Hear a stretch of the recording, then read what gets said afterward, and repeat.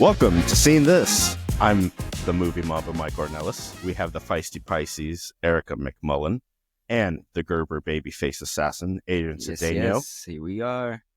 We are in a tight race for our Valentine's Day movie draft. There's literally one vote separating all of us. I think you guys are tied at the moment, but by the time this comes out, we'll have a winner.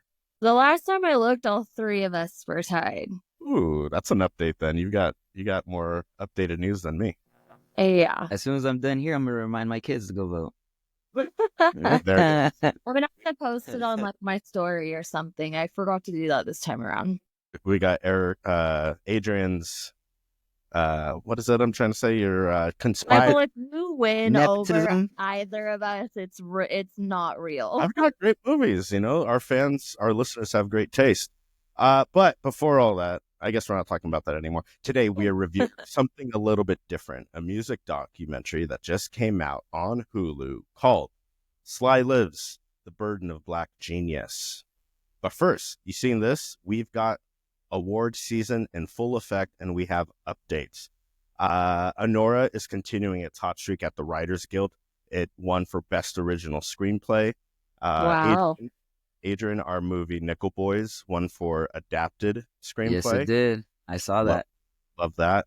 And then the BAFTAs actually happened today. The BAFTAs is essentially the UK version of the Oscars. And I'm just going to run down some of these winners, as this is the last major award ceremony until the Oscars. Right. Yeah. Dune Part 2 for Best Visual Effects. Wicked for Best Production Design. Amelia Perez for Best Film Not in the English Language. That's how they phrase it. The Brutalist for Original Score and Cinematography. Some acting awards. My vote for Oscar winner Mikey Madison won for Best Actress from Anora. Zoe Saldana. Yeah, very cool. I'm very excited for her. Zoe Saldana for Best Supporting Actress from Amelia Perez, which I think I mentioned on the previous episode I finally watched. Zoe's the best part. No, that's the tough thing She's about the best that part in movie. most movies. That's the tough thing about that movie in particular, though, because I thought Zoe Saldana did an amazing job, like, for her role. So for them to recognize that is great, but then to think that the film itself also is deserving of all of those Oscar noms, no, not here for it. Yeah. But congratulations to her. I'm a fan of hers. Mm-hmm. Adrian Brody won for Best Actor from The Brutalist. Kieran Culkin won for Best Supporting Actor from A Real Pain. Adrian, you said you caught that one, right? I did. It was a good movie. I guess it's a feel-good movie. It's funny. Has its moments, you know.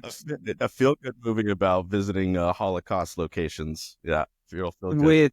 With a distant but was close, cousin. Like, I can relate. Like, being super close and then, having to come back and maybe a few years apart and then, try to pick up where like nothing ever happened.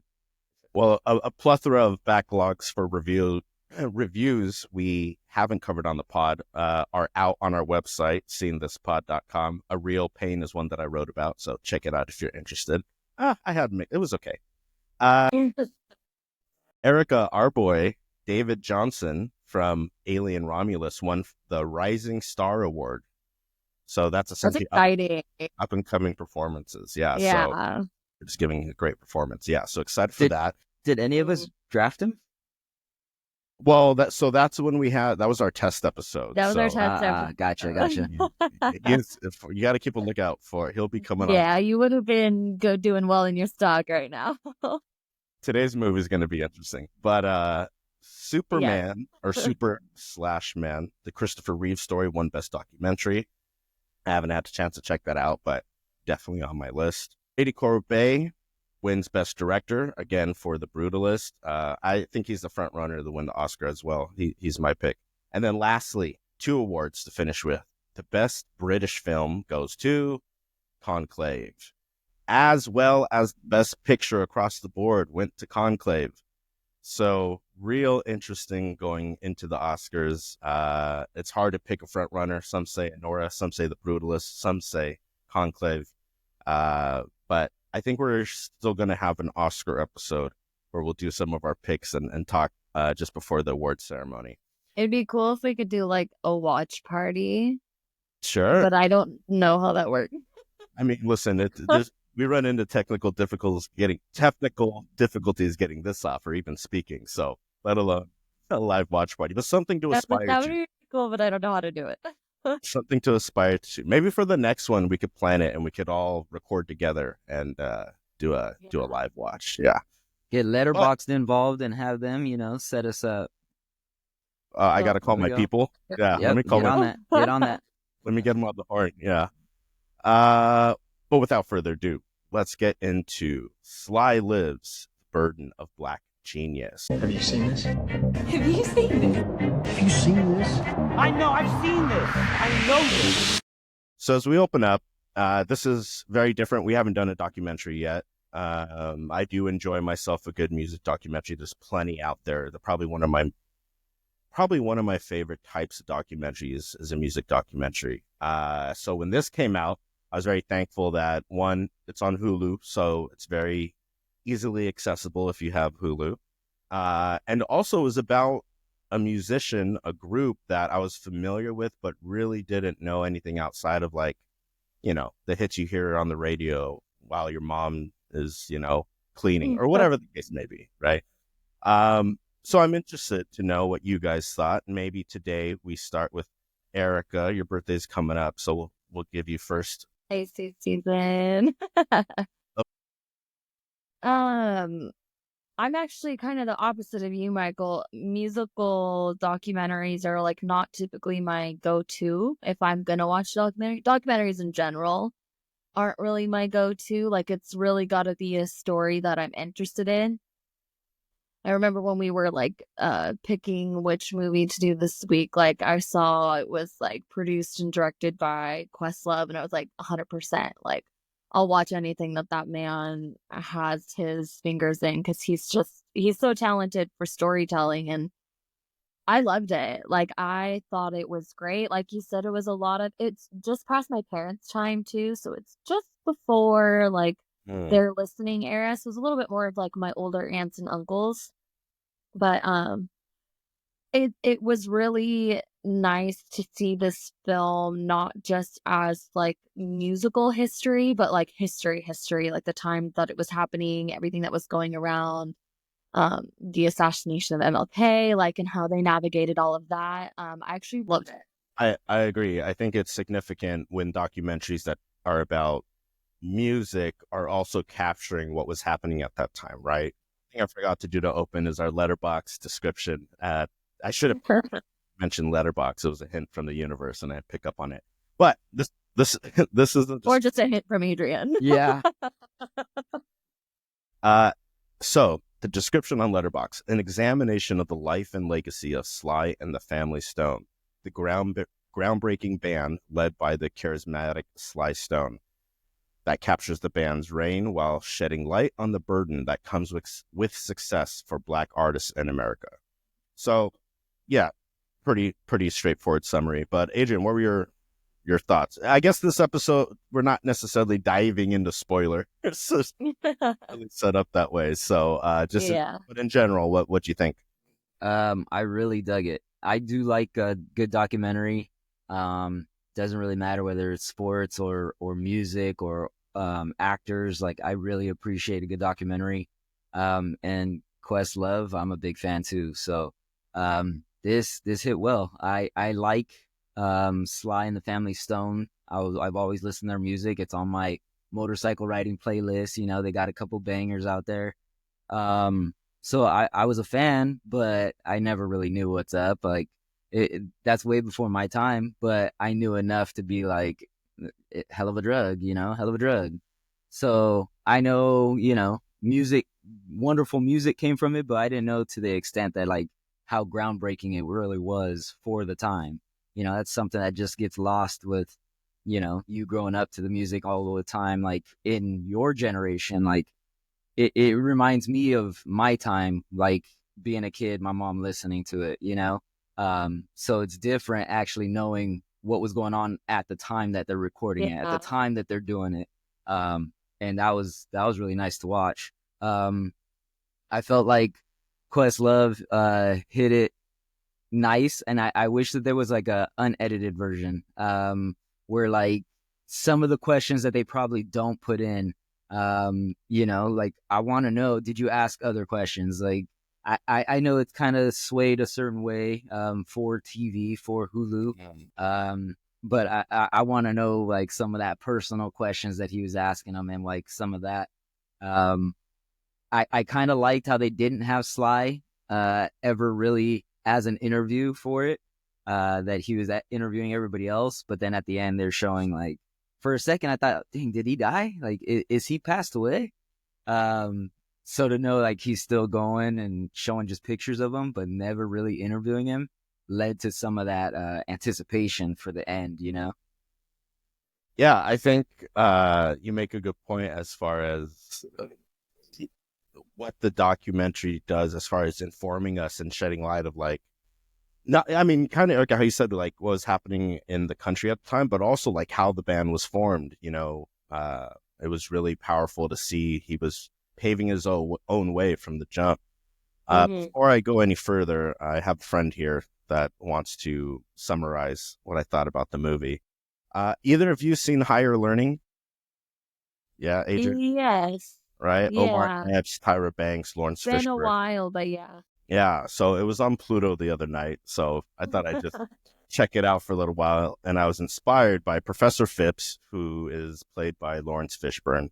He's actually quoting Frederick Douglass in this line, but I think it applies to this movie. Without struggle, there is no progress. Quick, without struggle, there is no progress, and I think this movie really sheds a light on the struggle Sly had.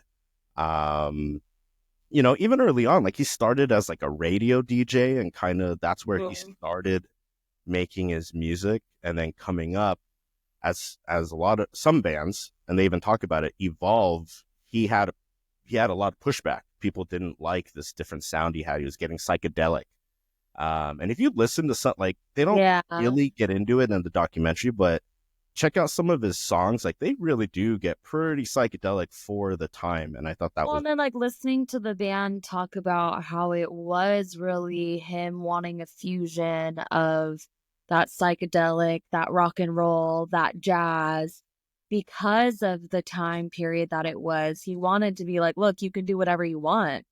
Like, essentially, like the world is your oyster. Like, why are we wasting time worrying about what colors are the people in the band? Like, who cares? Look at this. If they're male or female. Yeah, or if they're male or female. Look at this cool ass music that we get to make. You know what I mean? And he even says it like in the lyrics of his song. I think one thing the documentary does well is, pull out the lyrics from songs that are speaking to... I loved that when they had it in like the cartoon like letters, and they would like put it out while it was like showing them singing. I thought that was great. That's like kind of, I think, Adrian, you're talking about it gets lost. Like, to me, this is the first time I ever like paid attention to the words, right? A lot more digestible and accessible. And it's like, oh damn, Sly was like talking about like peace and love, if you will. Yeah. But then as he progresses, like starts towards the end of his musical career, like lean into the political aspect and like really talk about certain issues. And I don't consider that, like Sly and the Family Stone doesn't come to mind, off the top. Exactly. Like politically charged, Yeah. And definitely doesn't come to mind. And he didn't either at the time, it just, he was kind of placed into that bracket.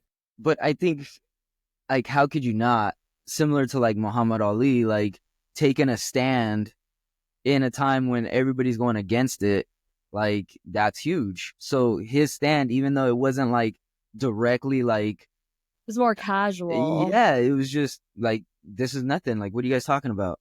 Like, yeah, they're white. Who like, the hell I'm cares? gonna pick a song about racial, like any kind of segregation and stuff like that. But guess what? You're gonna dance to my music. Like, 100%. And I think that's something that's really lost. Here's old me shaking my fist at the clouds. Like music today, I feel has lost a lot of that purpose. creativity, like the amount of work. Like if you listen to his songs, the level of talent and skill and construction to put that all together, it's like a full-on orchestra pretty much with the music he has going. And to just come up with that as they jam and like... And then for them to highlight that, like, he played all of those instruments. So, like, when he was helping out other bands and artists that he was, like, helping create music for, he was even, like, teaching them, like, hey, like, you're doing it like this, but, like, maybe feel it more like this, and would show them on their instrument, like, hey, this is what you should probably be doing, and then bam, came out with a hit. You know what I mean? Like, that's insane to me. I love like the connection they made, like hip hop to, you know, Sly and the Family Stone, how it's been sampled, how and they even brought that connection where they asked his previous manager, and she says something like royalties, like weren't even thinking about stuff like that. Like all his stuff was sold. Like we didn't even know that he could be making money right now for all these songs on commercials and on however they're playing it. Like he was the reason for hip hop, like Rhythm Nation. He's even taking like, hey man, thanks. I stole your bit, your riff in that song. Right. Just it clicked in the whole song. Rhythm Nation, yeah. Right. And so that whole connection with the hip hop scene and how he didn't make any money off of it and how they kind of exploited him and his whole... I love the whole point that was, you know, the burden of Black genius. And then in the headline or in the title, they cross out Black genius because it wasn't just Black genius at the end of it. It's just genius. Just genius, right? And there is a burden. And I like that the whole topic of it was, well, how does that burden affect the actual musician, the actual artist, you know? Well, and you see it's like detrimental. Yeah. And like they even talked about how hard it was for him because he had no real previous examples of like what to do next. You know what I mean? So like maybe if he had somebody, maybe a little bit more experience like within his circle that could have maybe put that, hey, royalties are a thing. But he, like they were saying, like he had no real concept of what to do next. Like that's why he kept saying, I just need to keep coming out with hits. When in reality, there were so many other ways for him to make money. I love that when he was first starting off, like obviously he was onto something different, but they wanted him to make like a radio hit, like a pop. Like, and it's a banger. And make it simple. And it's a banger. He's like, oh, right, cool. You want stands the test of time. you want something simple and a banger? How about the dance to the music? Like it's one of those. So what's your guys' favorite song? From Sly and the Family Stone. So probably that one. Dance to the Music. Yeah. Yeah, it's good energy, and it's like literally he's just singing what the band's doing. You know, he wants people to get up. Like the whole point is to get people up and dancing. I think for me, I have two. I really like I Want to Take You Higher, which I love, like the energy of that song, and then also If You Want Me to Stay. I think though, like I love songs and artists that you can tell they're writing and singing from like the heart, like it's deep. And he's got a lot of songs like that. I like Everyday People and Family Affair. Yeah, I mean, again, you can make a whole playlist that'll get you through, you know, a trip to San Diego from LA, and you'll have a good time. I mentioned earlier that this was the movie that we were doing for our podcast, and I was talking to my parents about it. My mom's like, I'm going to have Family Affair stuck in my head all day now. It's a good one. All the troubles and all the tribulations that you go through with your family. Like, hey, don't worry. It's a family affair. We got it. That's it. And that song came out later when like part of the band had started to leave already. And spoke to that from a vulnerable place, really. One thing that I thought was interesting is how we talked about the hits we know that Sly did. There's also the ones I learned he wrote and like another band made big, like Somebody Love, which I know from Jefferson Airplane. I always thought it was theirs, but he wrote that original. So it's just interesting that he played a bridge. He played as a bridge from like one generation's music, the evolution of that, to then, like Adrian said, get pulled for like sampling for hip hop songs. LL Cool J, another one. So like just different connectivity he has across genres, across demographics, and really acted, like I said, as a bridge to today's music, really. I mean, I wish it was a little bit better, but It was beautiful because he was just literally about the music. Like, he didn't sell out. Like, he was just like, hey, I don't care what you look like, whether you have a penis or not. Like, I don't care. Let's just make good music. Like, that's it. I don't care about the money. Like, I'm gonna buy a bunch of blow and spend it all anyways. So let's just have a good time and make good music. Yeah. Yeah. One of the most like shocking things to me, speaking of blow, is when George Clinton is talking. I'm like, holy shit, Were crackheads. Yo, but even like that's what he looks like because he's always got the hair and the glasses. Yeah. And he looks great. He Mhm. looks great. He does. But yeah, like you said, cocaine's a hell of a drug. And Don't do drugs, kids. Just Yeah. say no. just say no. Don't do drugs. Hard drugs. Hard drugs. Where's the line? Anyways, that's a different podcast again. Yeah, I really enjoyed the movie. I thought there are some things I can nitpick from like a technical aspect. For example, I don't know about you guys, but I watch movies with closed captions on because it's I can't hear anything. it's a comfort thing. I feel like it just gets in Like tonight. Doesn't it like draw your attention away from like the scenery and like the whole scene and like you're reading the whole time? Your eyes are like my ADHD has all that covered. eyes are just bouncing throughout the whole screen. All over the place. I don't miss a thing. But when the interviews are happening, sometimes they'll cut between one interviewer and another, and there's just B-roll going, so you don't really know who's talking. So sometimes it was kind of hard to keep track of like who was saying what and how were they relevant to like the story being told. They use a lot of B-roll, which is like images, footage going while someone's talking. So it was good. I don't think it was the best music documentary I've seen. I mean, props, shout out. I mean, I've seen some good ones before, but no, I like you said, good job, Questlove. I thought it was, like I said, storytelling is so hard when the story's already there.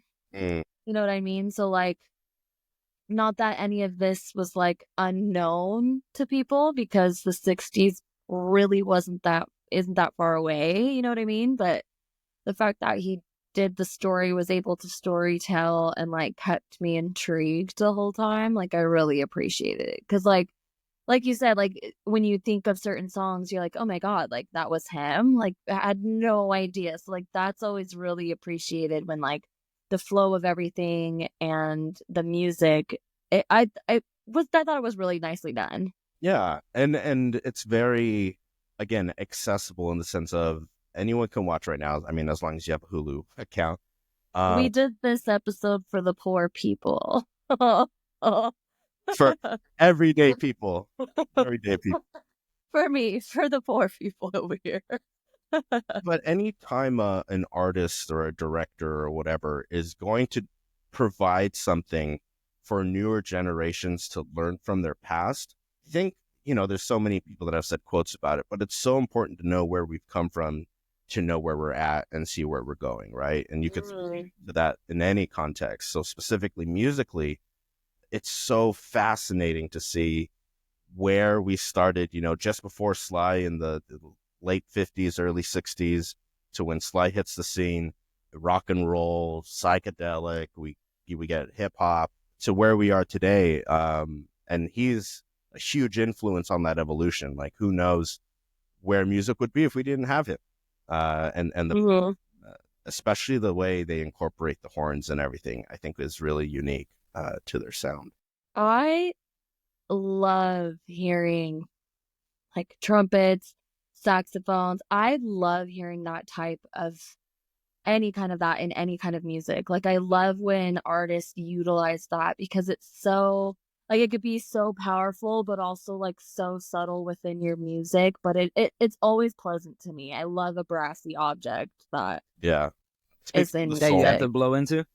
Yeah, like just really like like you said, like hits your soul, like makes your heart happy to like hear that either in the background or at the forefront. But he was just so like about those instruments, and you hear it throughout all of the music that they do, all of the music he has produced. Like there's usually that aspect in it, and it's really nice to hear.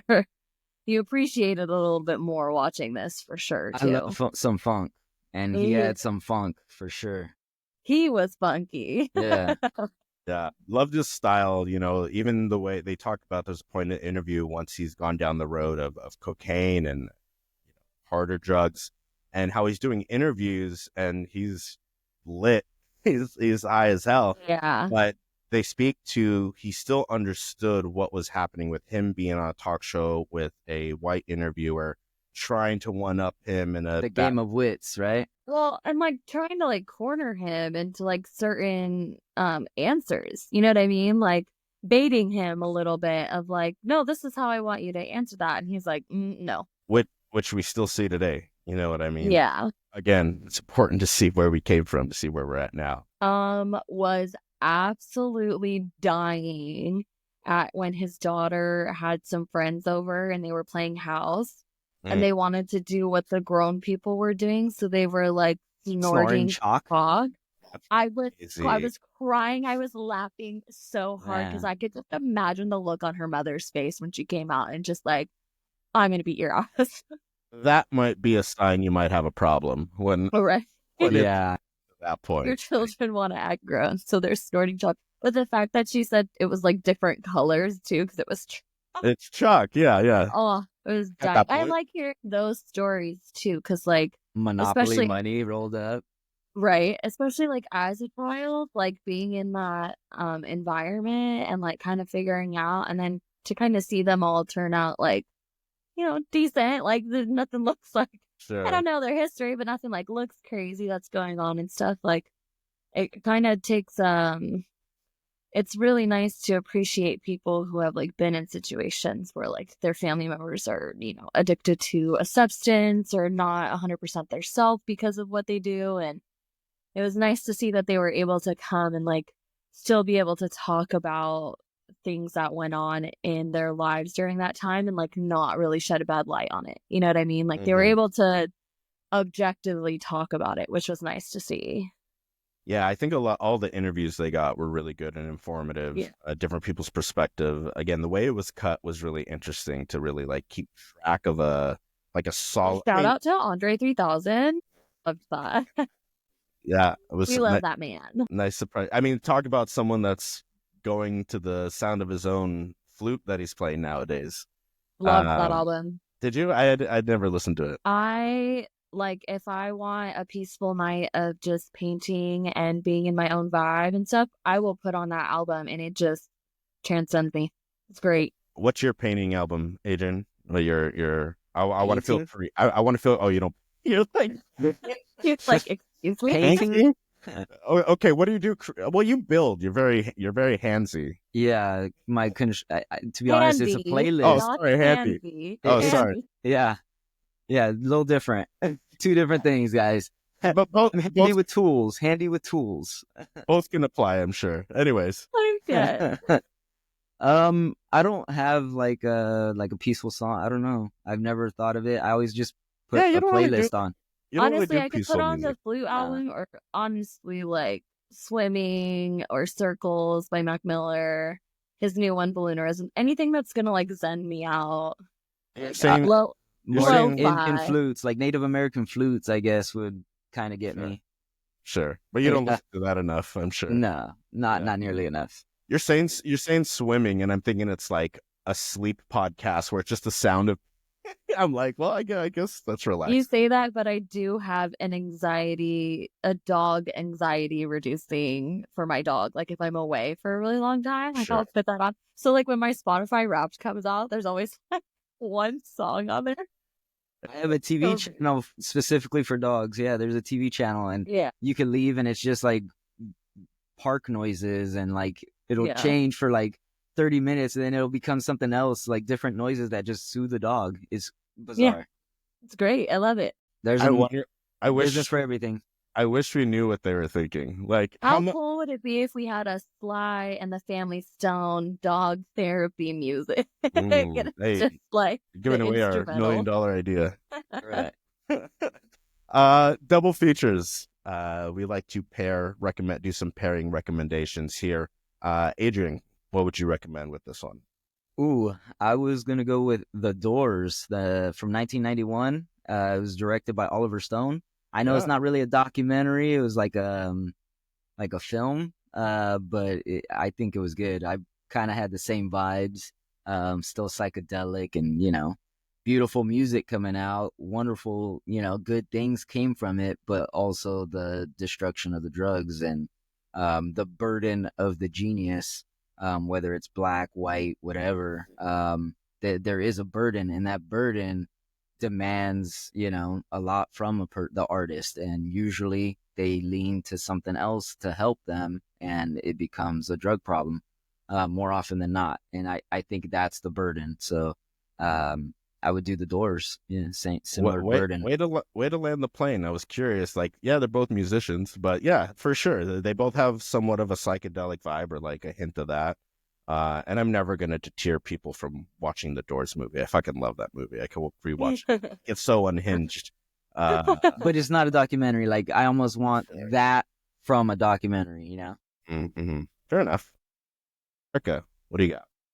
I'm gonna go with Bohemian Rhapsody. Okay. Well, I know it's not a documentary. I think it's just another great musical movie. Yeah.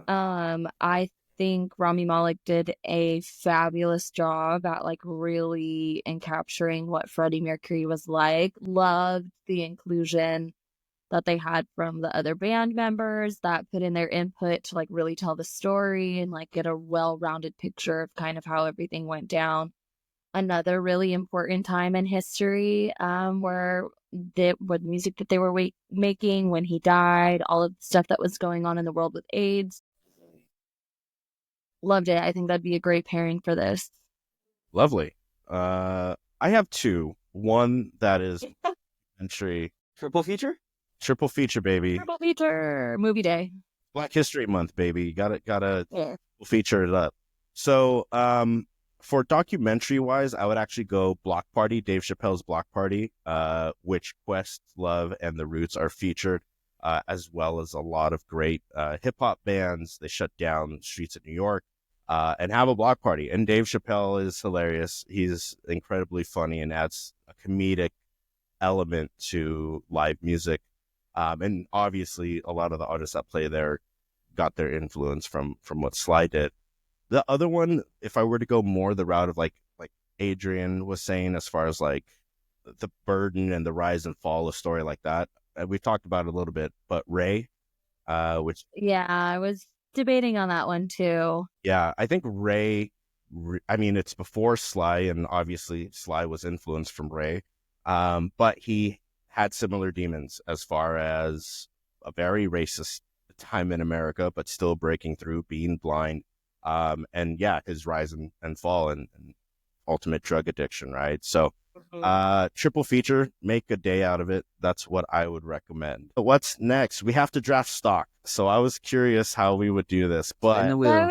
So Let's just pick people from the movie. draft stock for this, because okay. these are really like, this is a documentary, so like these aren't actors or anything like that. Like in reality, my only thing would be like you could draft the director Questlove if he did more movies like this. So my thinking, But Andre 3000 is an actor, and probably going to be in more movies, like, I don't know. Not according to him.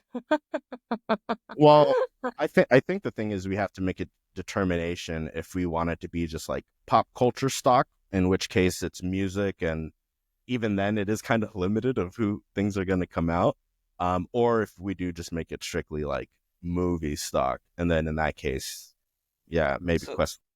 So to be honest, I think we could, because there's only 3 of us drafting, and there's at least 3 people in here that get movie credits. Could potentially be, I mean, he might not be in the movie, but there's producers that have acting careers. Interesting. You sounds like you did some research. I did some research, and I know like there's at least 3 picks that I would go with, so I should feel like Well, let's do it. we could draft it. Who are your 3 picks? I mean, we could all just go over. It's going to be the same 3 that each one of us pick, so it's just that whichever order gets it. It's going to be Questlove, Common, Andre 3000. Those 3. Was Common in this? Common is a producer, executive producer.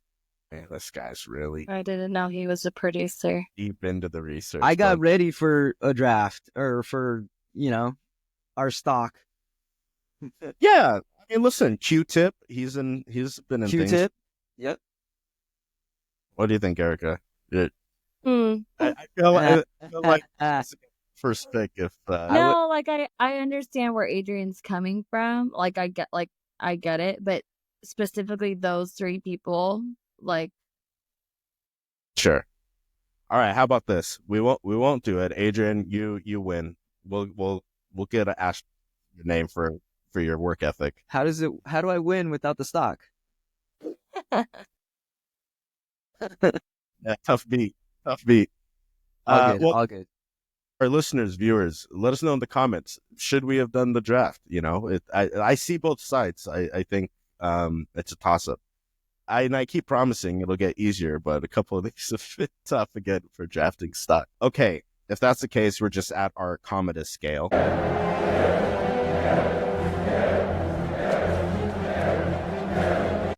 Thumbs up, even or down. Erica, lead the way. 2 thumbs up. Highly recommend too. If you even if you're not into documentaries, like I said, it's not my go-to. I don't put on a documentary to enjoy myself. That's just, and it's no disrespect to documentaries. It's just not my first go-to. Loved it. Highly recommend. Adrian, you're going thumbs up. Definitely. I would definitely recommend it. It was just entertaining at the end of the day. Whether you know the business, the music or not, it's entertaining. For sure. Yeah. Thumbs up. I'd never encourage not to pay full focus to a movie, but this is a movie, the documentary, where it's more important what you're hearing more often than not. So it's something you can multitask to and still really get informed and enjoy the great music. And you can dance to the music, some may say. That's going to wrap us up.